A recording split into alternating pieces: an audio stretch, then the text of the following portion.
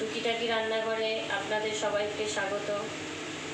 আমি আজকে লাল শাকের বড়া করব। লাল শাক তো ভাজা খাই, অনেক সময় ভালো লাগে না ভাজা খেতে খেতে। আজকে আমি লাল শাকের বড়া করব। তো কড়াইটা আমি গরম করতে দিয়ে দিই। আগে কড়াই বসিয়ে দিয়ে আমি তেলটা দিয়ে দিলাম।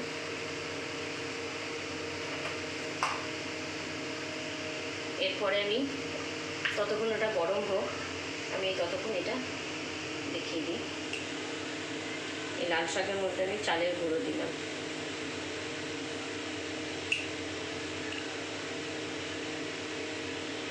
দু চামচ চালের গুঁড়ো দিলাম, 2 চামচ চালের গুঁড়ো আর 1 চামচ বেসন দিলাম।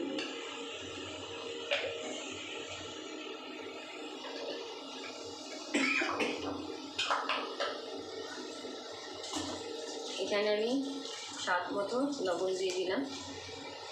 এখানে 1 আঁটি শাক আছে, তাই আমি আধা চামচ লবণ দিলাম।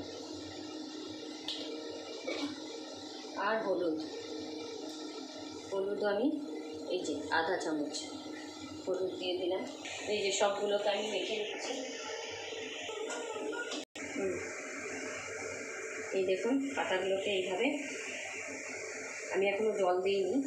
যদি প্রয়োজন হয় আপনারা বেসন আরও দিতে পারেন, কারণ এই জিনিসটা মাখতে গেলে তো বেসনের দরকার।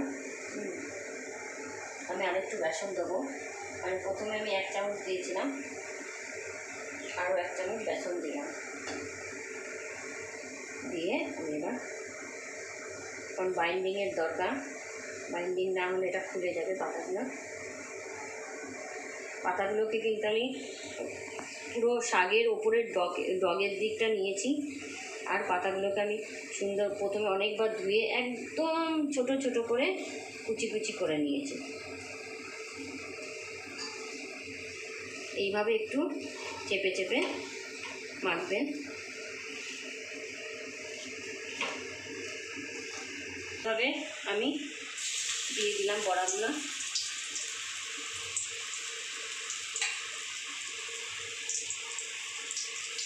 এইভাবে হাতে করে চেপে চেপে আমি বড়াগুলো দিয়ে দিলাম।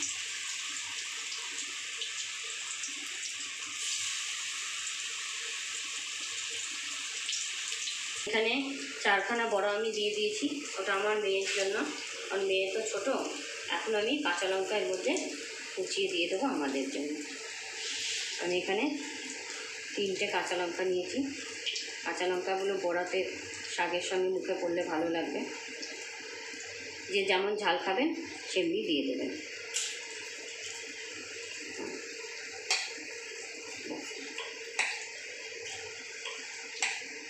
সবসময় শাক ভাজা খেতে ভালো লাগে না, অনেক সময় একটু বড়া খেতেও ভালো লাগে লাল শাকে। তাই এখানে আমি 2 চামচ চালের গুঁড়ো আর 3 চামচ বেসন দিয়েছিলাম, দিয়ে আর নুন আর হলুদ আর কাঁচা লঙ্কা, বাস, আর কিছু লাগেনি। দেখুন বড়াগুলো সুন্দর ভাজা হয়ে গেছে, একটা একদম কম স্টিমে। আপনারা চাইলে সাইজে ছোট করে নেবেন। এগুলো বাচ্চাদের জন্য খুবই ভালো। বাচ্চারা শাক খেতে চায় না, এরকম করে বড়া ভেজে দিলে বাচ্চারা চটপট খেয়ে নেবে স্ন্যাক্সের মতো। দেখুন কি সুন্দর মুচমুচে আওয়াজ হচ্ছে।